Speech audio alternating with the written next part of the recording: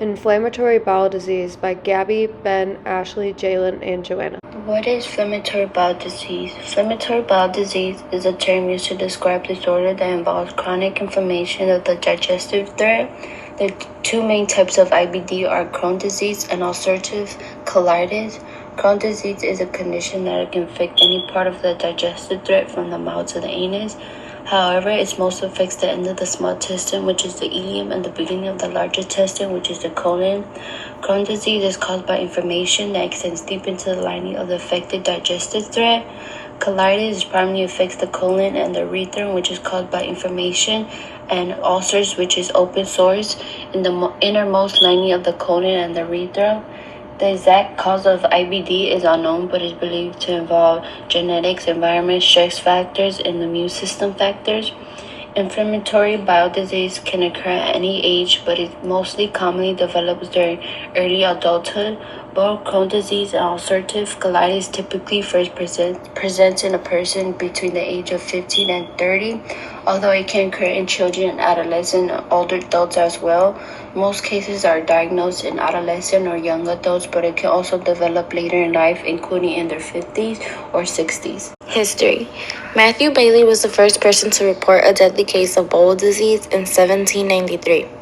In 1859, Samuel Wilkes was the first person to diagnose someone with ulcerative colitis, which would be considered CD today. John Percy Lockhart was the first person to use an illuminated endoscope, which helped diagnose 7 out of 36 UC patients. Crohn's disease was first described in 1932 by Burl Crohn, Leon Ginsberg, and Gordon D. Oppenheimer. Now let's begin with the mechanisms in IBD, or inflammatory bowel disease. The first mechanism part I would like to discuss would be about immune dysregulation. And immune dysregulation lies at the core of inflammatory bowel disease. The immune system, instead of protecting the gastrointestinal tract, erroneously attacks its own healthy cells, which thus triggers chronic inflammation. This dysregulation involves a complex interplay of various immune cells, which include overactive pro-inflammatory T cells and an insufficient presence of anti-inflammatory T cells. Additionally, the excessive release of inflammatory cytokines further exacerbate tissue damage.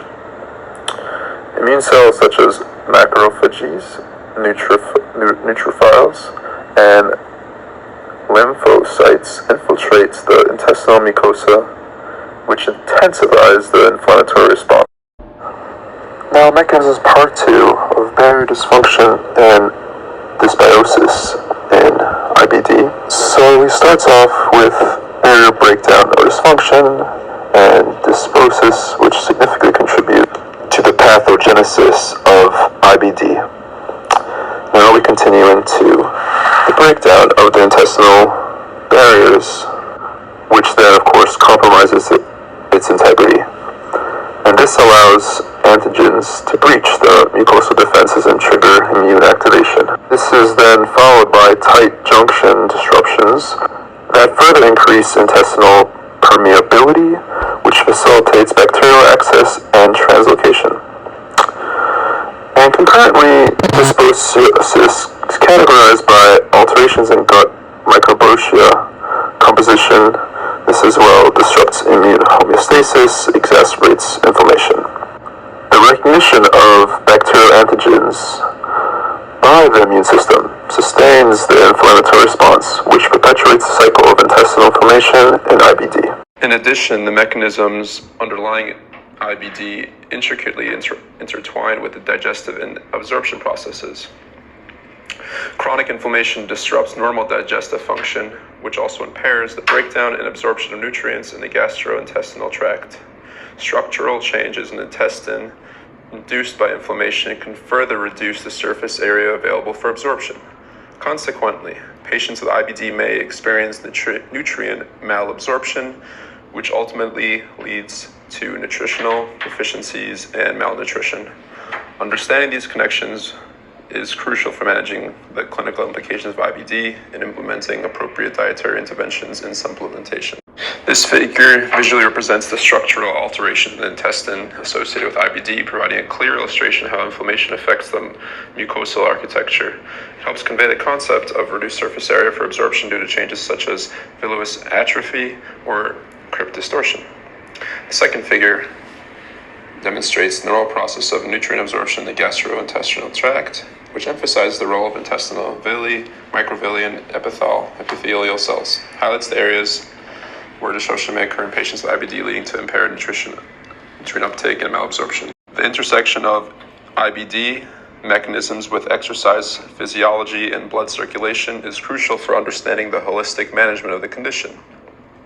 Chronic inflammation in IBD can profoundly impact exercise capacity, leading to symptoms such as fatigue, reduced tolerance for physical activity, and muscle wasting.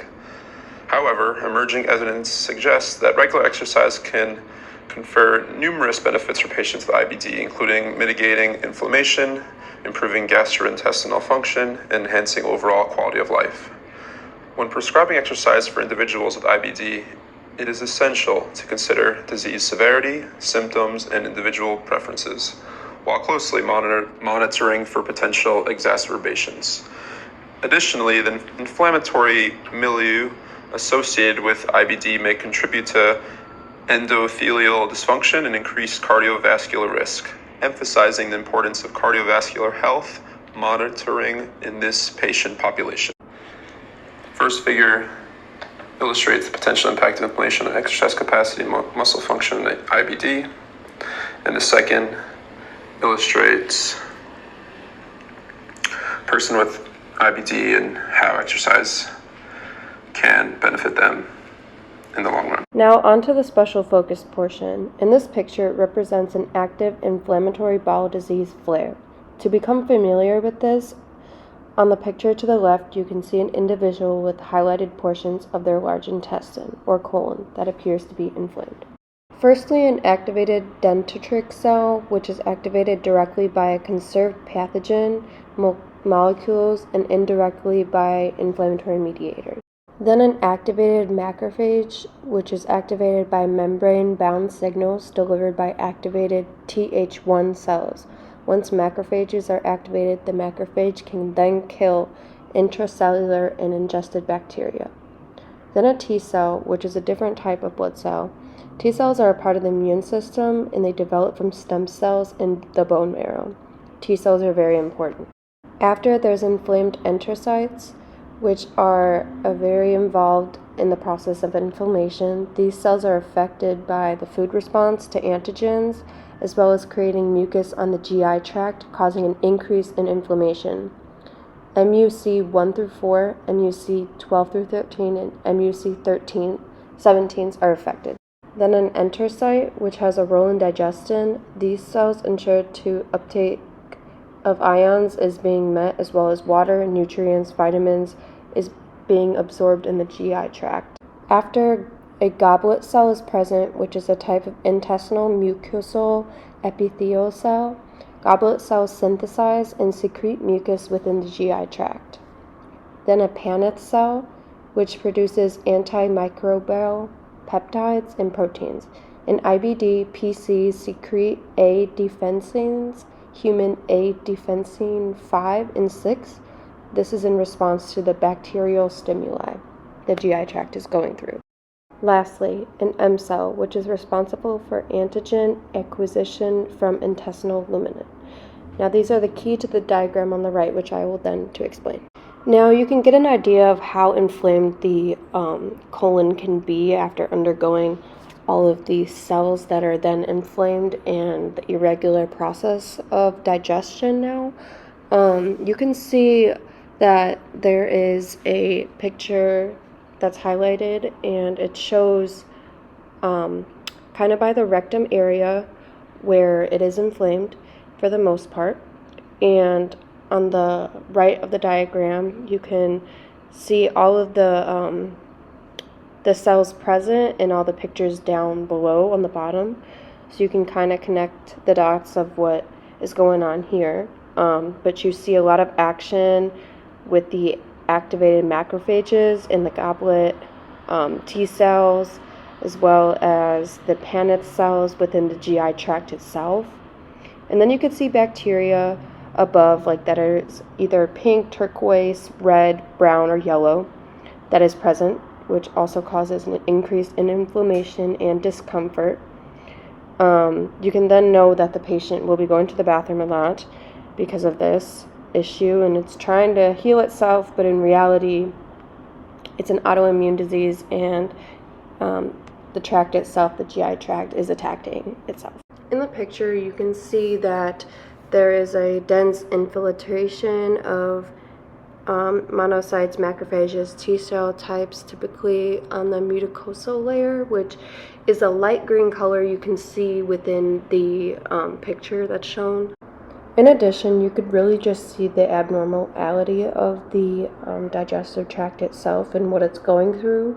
You can see all the bacteria and everything looking like it's undergoing a war, which has happening in reality in the GI tract itself, being that much inflamed.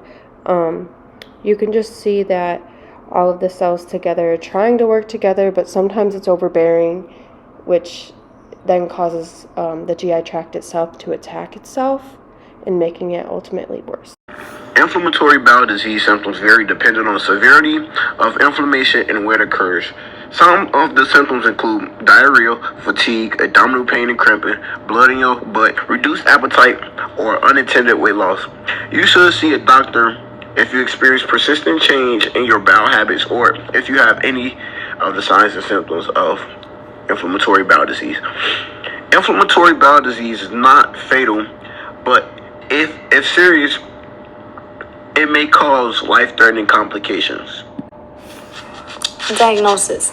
Doctors perform biopsies during colonoscopy to examine the digestive tract for inflammation, and they remove a small tissue of the colon for laboratory analysis. CD is diagnosed with an endoscope, which involves a tube with a light and a camera attached to it. For UC, doctors tend to perform a colonoscopy and imaging studies. Imaging studies allow the doctors to visualize the gastrointestinal tract and identify abnormalities. C-reactive protein is a marker on the inflammation in the body. High levels of CRP means inflammation, which is often associated with IBD. ESR is similar to CRP. If the levels are elevated of ESR, it typically is in patients with IBD. Prevalence. It is estimated that around 1.3% in the U.S. have IBD. IBD patients are likely to have other chronic diseases such as diabetes, high blood pressure, and etc. Prevalence really differs based on the social demographic characteristics such as race, age, and poverty. The highest rate of IBD is shown in non-Hispanic Black adults. Now on to treatment and prognosis. The first medication is anti-inflammatory drugs, which helps to reduce inflammation in the digestive tract, which has symptoms such as abdominal pain, diarrhea, and rectal bleeding. Immunomodulator, which suppresses the immune system to reduce inflammation and help to induce and maintain remission in the IBD. Biologic therapies, which target specific proteins involved in the inflammatory process, helping to reduce inflammation and control symptoms. Antibiotics treats bacterial infections or complications such as the featureless and the Crohn's disease, helping to improve symptoms and prevent complications. Lastly is anti-diarrheal agent and pain reliever, which helps managing symptoms such as diarrhea and abdominal pain. Nutritional therapy, there's two types: the enteral nutrition, which provides necessary nutrition while giving the digestive tract a rest, promoting healing and reducing inflammation. Dietary modification, which certain diets may help symptoms and reduce inflammation. And lastly is surgery. Surgery may be necessary for complications of IBD, such as strictures, featureless, or severe inflammation that does not respond to medication. And surgery for colitis, which removes the colon and the rectum, which may be curable, eliminating symptoms and improving quality of life. Now on to lifestyle modification. There's dietary changes, which finding and avoiding triggers foods that help to prevent symptoms from flaring up and reducing inflammation in the digestive tract. Eating a balanced diet provides essential nutrition for the gut health and support. Staying hydrated helps maintain proper digestions and prevent dehydration, which can worsen symptoms like diarrhea. Stress management, relaxation, and exercise helps to reduce stress hormones, which can help from symptoms and prevent flare-ups. Social support, which talking to someone can provide emotional relief and helping a person cope better with the challenge of living with IBD. Quitting smoking. Smoking is known as a risk factor for developing Crohn's disease and can worsen symptoms and the disease.